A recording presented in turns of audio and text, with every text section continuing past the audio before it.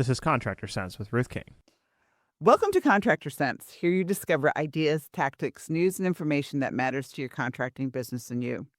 I'm your host, Ruth King. This episode is sponsored by Financially Fit Business. Get the business tool that makes your financial statements come alive and turns data into impactful graphs that help you see what's going on with your business. Go to www.financiallyfit.business and get started today. Thank you for joining us. Here is how we will help your business and you. Let's face it. The recruiting process is broken.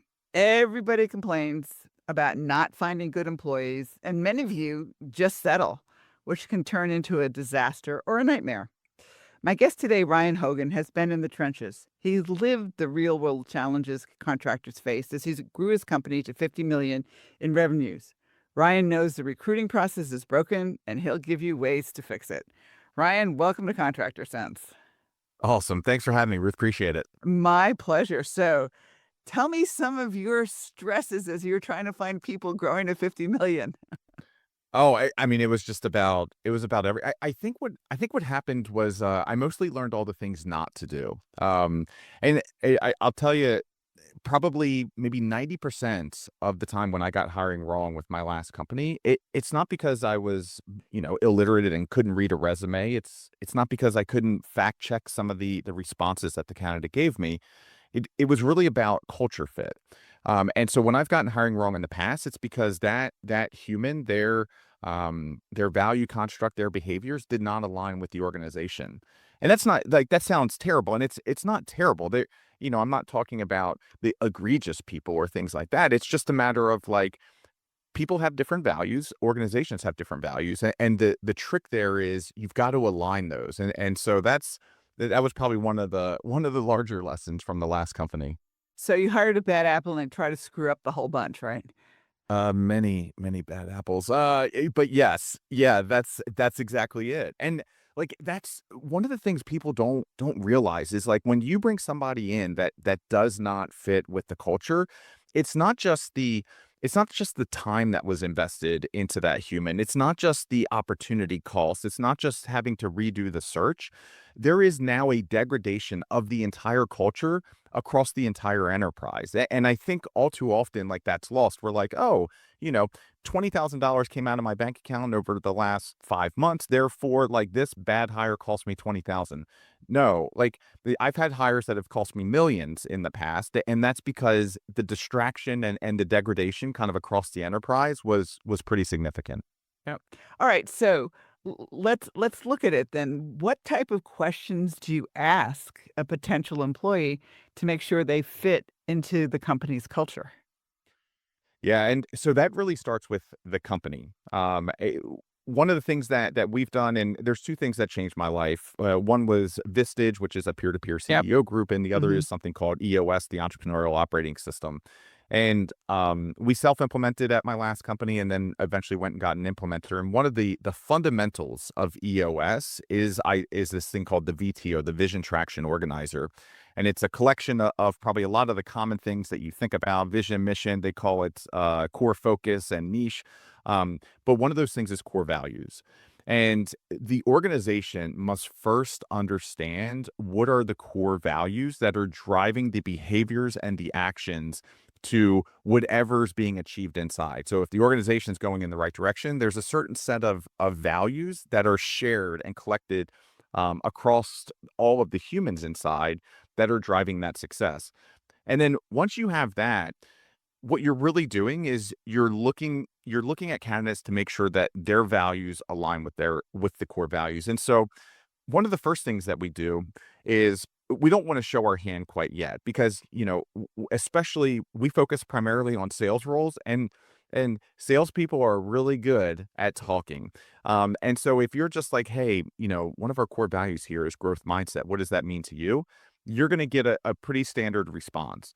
And so the first thing that we do is we want to understand, what are their values? What are their motivations?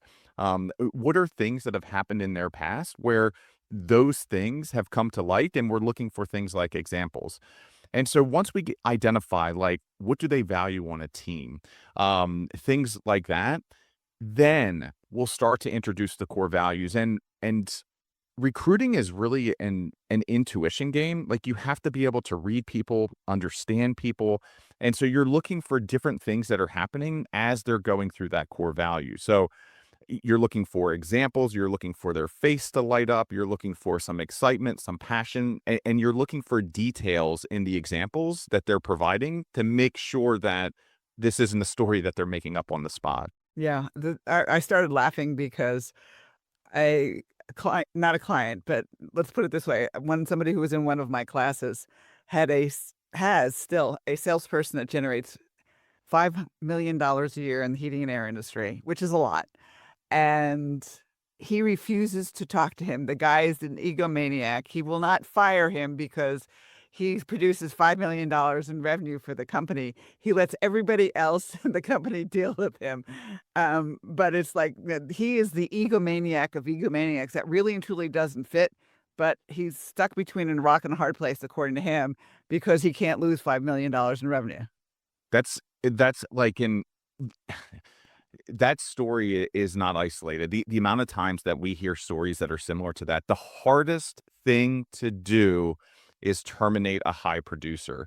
And like, one of the things that we talk to our clients about, if they're experiencing similar issues, is we try and get them to measure other things that are happening across the organization that are counteracting. So, maybe they're overselling the services. Therefore, when the new client comes through, they're disappointed because, their expectation didn't meet the reality or the delivery or execution of the services. Maybe they're bringing in poor quality clients. There's a whole bunch of things that we start asking our clients to analyze, because it's so easy to get lost in that trap of like, well, this is my highest producer and I can't live without them. Yeah. So what we've done, not with that company because I wasn't working with it, but we've had some similar situations with other companies that I've worked with, and we build the sales team around that person so that when that person is saying, we say goodbye to it, there's still revenue generated by an increasing group of people who do have the company culture, do have the best fit, and that type of thing involved. So, Ryan, before we take a break, you have a gift for all of our listeners. Can we talk about that for a second? It'll be in the notes. Yeah, sure. So one of the things that we pride ourselves on are the questions that we ask during the interviews, and you and I had touched on this a little bit earlier. And so one of the things that we offer for free is like, we're open kimono, we're transparent with everything that we do, and so we actually share the questions that we ask our candidates, because at the end of the day, we want everybody to be successful in their hiring. So if you're interested, it's talentharbor.com/Ryan, and I'll send one over. Right. And we're going to put that also in the notes. So thank you for listening. We will be right back. Thank you for listening to Contractor Sense. Here's my holiday gift for you. Try Financially Fit Business. Put 2 years of your monthly financial statements in the software and see what they're telling you. We'll take you through the process and review your financial graphs with you on a Zoom call. Make sure that your company is financially healthy starting the new year. Your investment, only $299. Call me at 770-729-0258 or Ruth King at hvacchannel.tv. I'll send you the simple list of what you need to send me. If you are using QuickBooks Online as your accounting software, you don't have to send me anything. This is an $800 value for only $299. You save $500. Hurry, this offer expires January 15th, 2026. It might be the best investment you make all year. Thanks for listening to Contractor Sense. I am speaking with Ryan Hogan, and before the break, we talked about culture and culture fit and making sure, and talked about the free list of questions that Ryan's company always asks when they do interviews. So given all of that, let's assume somebody comes in, they ace the interview, they look like they're a great cultural fit, and they start working and they basically fed you a line. How can you, what do you do in those cases? Yeah, I mean, it's terrible, and this is this whole notion of like sunk cost. That as human beings, we struggle so much with looking at the time and money that we invested into whatever it is we invested into, and so we have a really hard time then saying like, cut bait and it's time to move forward. our recommendation in those types of scenarios is you've got to part ways. Like, um, you generally know pretty quick within the first 30 to 60 days if You this know, is going to work. you Yeah, know. and but then we're like, well, maybe we didn't train them, maybe we didn't onboard them, and the problem is like it at that point it doesn't matter. It's not working. And so our recommendation is always cut bait and start the search all over again. Yeah, and it's frustrating. Believe me, Yeah. we've done it so many times. Well, it's harder from a sales position, I think, because from a technical perspective, all you got to do is ride with the guy for a day or 2 days, and you know whether this guy knows what he's doing, even if he can pass a test or, show me how to do X, Y, Z, A, B, and C. But because if he can't do it out in the field for real, then you know within a week whether this person is good or bad. Sometimes it's harder when it's office positions and sales positions, at least from my perspective. Are you seeing stuff like that or not? We do. We do see it, and like that's why it's really around that 60-day mark is where and we check in with our clients. So we offer pretty much an unprecedented 6-month guarantee on sales roles because sales roles are the highest turnover and it's the hardest to find because I think a lot of people think recruiting is this notion of posting on Indeed and posting job descriptions and other things on LinkedIn. That's not real recruiting. Real recruiting is having access to a database of professional profiles, and then these people are passive candidates. They don't even know they're a candidate until we start ringing their phone. Um, so at that point, it's you cut bait and you move on. But generally, within the first 60 days, you'll know. Yeah, so you don't want this $5 million revenue generator guy, huh? That's like, yeah. But what's crazy about that is like that guy would probably be so successful at a different organization that have different core values. And Yeah. like, he sounds like a cutthroat hardcore salespeople. And there are organizations that exist out there that's all they do. So it's usually when situations like this happen and there's a parting of ways, it's better for both. It's better for whoever was just terminated because they're going to go find a great home, and it's better for your organization because now you can go find the right person. Yeah, I call it career readjustment program. I Yeah. don't fire anybody. They go through my career readjustment program. You have no idea how many people have said to their former employers, "I am so glad you fired me because I Yes. found a job I really, really, really love." And that's why I look at it as really career readjustment rather than, "Okay, you're done," type thing. That's and like and doing it with dignity, with doing it with respect, like all of these things actually matter because when you go through these situations, all eyeballs are on the leader in the organization and how they're going through this process. And so being able to do it, whatever, if it's severance, if it's letter of recommendation, if it's introductions, anytime that I've terminated people in the past, I would say 90% of the time they're leaving with a letter of recommendation from myself and I'm making some intros. Yeah, it's like do the intros because they find companies that they fit better at and probably would be much happier at too. Yep, that's exactly right. So from there. All right, so let's talk about behaviors because from a sales I'm talking not necessarily from a sales perspective, but I want your opinion on we're having this really good conversation. It's a candidate we think that we want to potentially hire or take a test or whatever. From a sales perspective, shouldn't they ask for the order or shouldn't they ask to be hired? You know, what would be the closing question that a interviewee should be asking? Oh, that's like a sell me this pen type of thing. We do look for proactiveness. And what's interesting is when you're doing active outreach to passive candidates, like it is truly a sales process for us because what we're trying to do is sell the current opportunity and sell it as it's greater than the opportunity that they currently have. And so we've got to do a really good job on getting them excited about the next role. And that's if they're the right person. And that's if, they've got the experience and the competencies and everything else. There's a fundamental shift that happens throughout that process where we are the ones chasing, we are the ones selling. But once we get past that point, we are looking for proactiveness. And sure, like, is it the thank you letter or the thank you email? Is it a quick outreach? Like, yes, we're looking for those things, but ultimately, like they have to be hungry and they have to be just as excited about the opportunity. And so those are some of the signals that we're looking for throughout the process. Yeah, and you'd look at it from that perspective also in terms of, all right, are they sitting there like a lump on a, pickle or whatever that terminology is from there. So how many, in your experience, how many people do you have to interview before you find the right person on average? Or is there an average?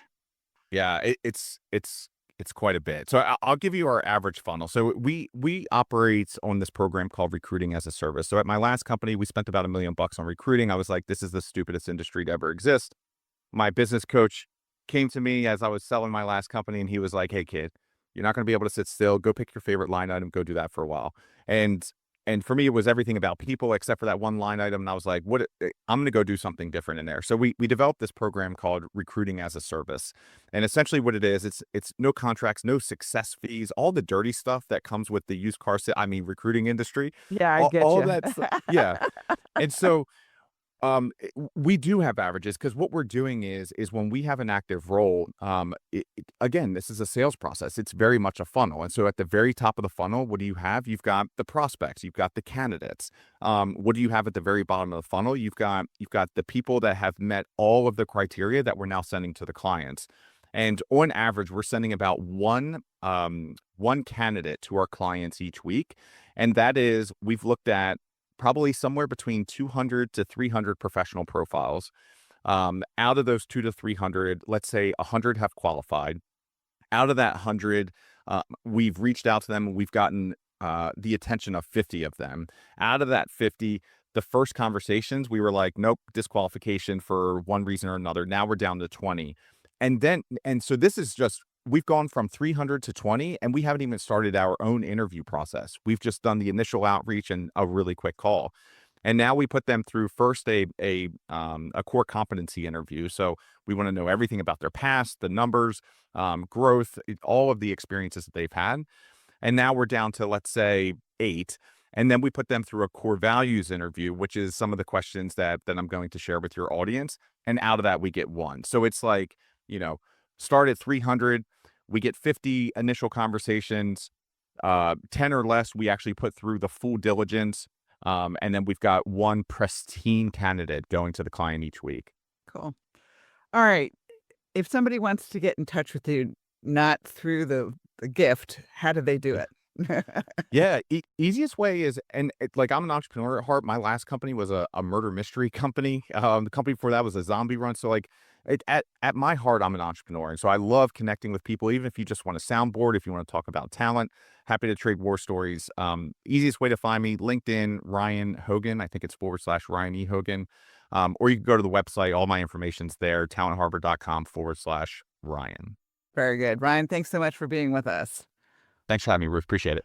And thanks to all of you for joining us. Choose one thing that you discovered and implement it in your business. These ideas, tactics, and strategies help you make more money, have more free time, and give back. If you like today's program, spread the word. Please review this podcast on any device you're listening to it on. Help a fellow contractor make more money too. For comments or questions, call me at 770-729-0258 or email Ruth King at hvacchannel.tv. Thanks for listening. Have a great and profitable day.